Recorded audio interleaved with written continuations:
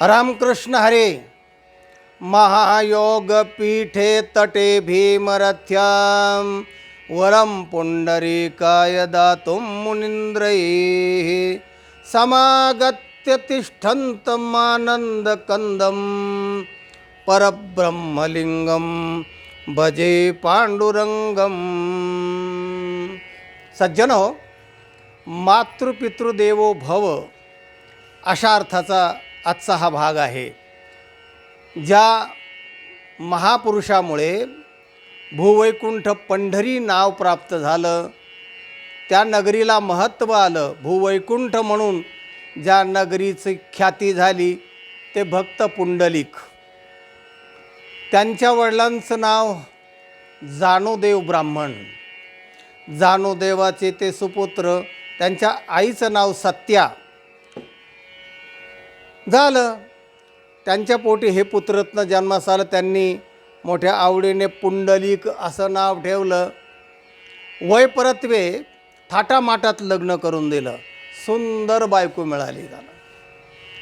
आणि त्या काही कालानंतर तो इतका त्या स्त्रीच्या अधीन गेला की आईवडिलांना त्रास द्यायला लागला. आणि तो स्त्री भक्त झाला आणि मातृपितृ देवो भव पार विसरला. आणि मग आईवडिलांना त्या स्त्रीच्या म्हणण्यावरून तो कुरकुर करायला लागला, त्रास द्यायला लागला. आणि मग ते आईवडील त्रासले, वैतागले. ते म्हटले चला, मुलाचा संसार चालतो आहे ना, मग आपल्यामुळं जर त्रास होत असेल मुलाला, तर ते काशीला यात्रेला निघून गेले. आणि झालं मग काही कालांतराने बायकोचा जाच याला व्हायला लागला. कारण तिला आता सासू आणि सासरी नाही, त्यामुळे जाच करायला संधीच नाही आहे ना. आणि त्यांचाही जाच संपला. ते बिचारे काशी यात्रेला निघून गेले. सुनेचा जाच त्यांचाही कमी झाला. झालं काही कालांतराने मग हाही वैतागला त्या बायकोच्या जाचाला, त्रासाला. स्त्री हट्ट नावाचा एक हट्ट आहे आणि तो हट्ट सारखी करायची, हे पाहिजे ते पाहिजे, असं नाही तसं नाही, त्रास द्यायची. आणि मग त्याला आईवडिलांचं प्रेम आठवायला लागलं. याच्या मागण्यांचा आणि याचा सासरवास व्हायला लागला. आणि मग तो पण वैतागला. आणि मग तो सुद्धा त्या बायकोला न विचारताच काशीला निघून गेला. जाता जाता कुक्कुट ऋषींच्या आश्रमामध्ये मुक्कामाला राहिला. मुक्कामाला राहिल्यानंतर रात्री 4 वाजता 2 स्त्रिया, अशा मलिन स्त्रिया आल्या आणि कुक्कुट ऋषींचं दर्शन घेतलं. आणि त्या एकदम चकचकीत विजेसारख्या लखलख होऊन, पवित्र होऊन निघून गेल्या. हे भक्त पुंडलिक पाहत होता. आणि मग ते गेल्यानंतर भक्त पुंडलिकाने विचारलं, म्हणले महाराज, हा काय चमत्कार आहे, हा काय प्रकार आहे, कोण त्या स्त्रिया मलिन आल्यानंतर चकाचक होऊन गेल्या, कोण होत्या त्या? अरे त्या दोघीजणींना गंगा आणि यमुना होत्या म्हणले. होय. आणि मग ते दिवसभर मलिन व्हायच्या लोकांचे पापं वगैरे घेऊन. आणि मग माझं दर्शन घेतलं, माझ्या आईवडिलांचं दर्शन घेतलं की मग त्या पवित्र होतात, सगळं पाप त्यांचं नाहीसं होतं. बापरे, म्हणजे सगळ्या जगांचे पापं क्षालन करणाऱ्या गंगा आणि यमुना, आणि तुमच्या दर्शनाने पुन्हा त्यांचं पाप नाहीसं होतं, म्हणजे असं काय? म्हणजे त्याचं कारण आहे मातृपितृसेवा सर्व देवानां वरिष्ठ. सगळ्या देवांपेक्षा श्रेष्ठ सेवा म्हणजे आईवडिलांची सेवा. हे परमदैवत आहेत 2. तेव्हा मी त्यांची सेवा करतो आणि त्या सेवेचं हे सामर्थ्य आहे, हा प्रभाव आहे. हो का? आणि मग पुंडलिकाला वैराग्य झालं, विवेक जागा झाला. अरे आपण आईवडिलांची सेवा करण्याच्या ऐवजी त्यांना घराच्या बाहेर हाकलून दिल्यासारखं केलं. ते काशीला गेलेत, आता मी त्यांची भेट घेणार आणि त्यांना परत आणून त्यांची सेवा करणार, असा निर्धार केला त्याने. आणि मग दुसऱ्या दिवशी त्या आश्रमातून तो गेला, काशीला गेला. आईवडिलांचा शोध घेतला. आईवडील शोधले आणि त्यांना नमस्कार करून सांगितलं, तुम्ही परत चला आपल्या पंढरीला. ते म्हणले, नको बाबा, तुला त्रास होतो, तुझी पत्नी तुला त्रास देते आणि मग आम्हालाही त्रास होतो. तुला त्रास झाला की मुलाला त्रास झाला की आईवडिलांना पण होतो. तसं नको करू. आम्ही आपलं इथंच कसं राहतो, इथं राहू दे. भिक्षा मागून काय करून कामधंदे करून आम्ही आमचा उदरनिर्वाह करतो आणि आमचा चांगला आनंदात दिवस जातो इथं काशीमध्ये. नाही म्हणला, मी तुमची सेवा करणार, मी तुमचा सुपुत्र आहे, अशी मला इच्छा आहे की तुमचा सुपुत्र म्हणून मी नावारूपाला आलो पाहिजे. तर चला म्हणाले. त्याने 2 दिवसामध्ये कावड बिवड तयार केली, कावड मागून घेतली, ती सामान आणि तयार केली. आईवडिलांना विनंती केली, परत बसा म्हणले कावडीमध्ये, तुम्ही म्हातारी झालाय, थकलेले आहात, चला. कावड घेऊन तो मुक्काम करत पंढरी नगरीला आला आणि तिथे आईवडिलांची सेवा सुरू केली. आता हे काय पत्नीला आवडणारं नव्हतं. त्या पत्नीला सांगितलं, तुझं तो उद्योग बघ, आता मी आईवडिलांच्या सेवेशिवाय काहीही करणार नाही. माझे सर्वस्व यांना मी अर्पण केलेलं आहे. आता ते तुझे लाडकोड काय असतील ते पुरवले मी.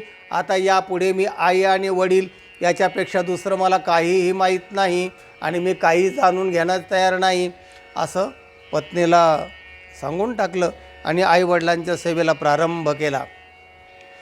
प्रारंभ केल्यानंतर झालं, भगवान गोपालकृष्ण द्वारकेचा राजा रुक्मिणी रुसली म्हणून शोधित आले. तो पूर्वी दंडकारण्याचा भाग होता पंढरी, आणि तिथे ती दंडकारण्यामध्ये आलेली होती रुक्मिणी. तिचा शोध घेत असताना भगवंताला कळलं की इथे पुंडलिक नावाचा भक्त आईवडिलांची सेवा करतो आहे. गेले भगवान तिथे आणि ती सेवा पाहिली. तो सेवेमध्ये रत होता, मग्न झालेला होता.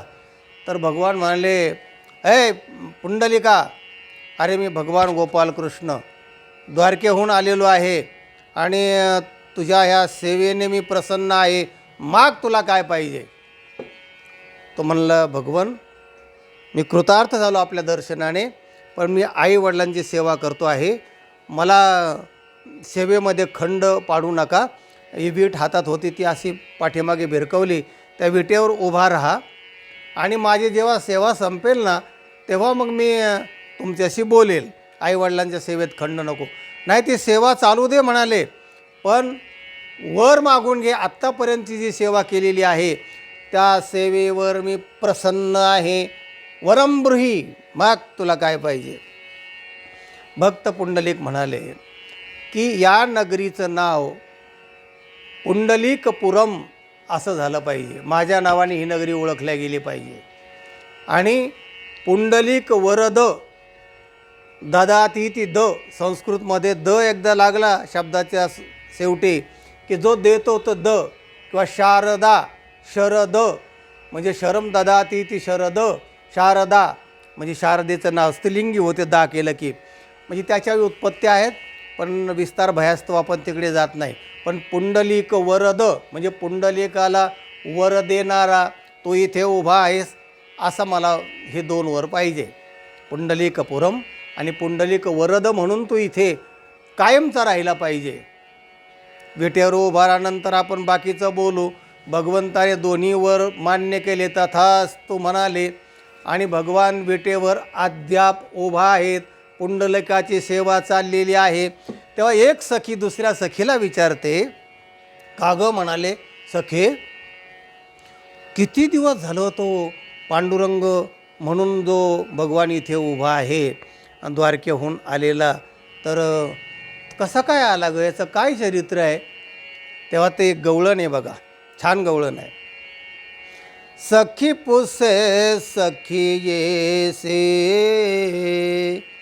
युगे झाली 28, ओभा ऐकिला संता मुखे, अद्यापीवर कटावरी कर भिवरे तिर,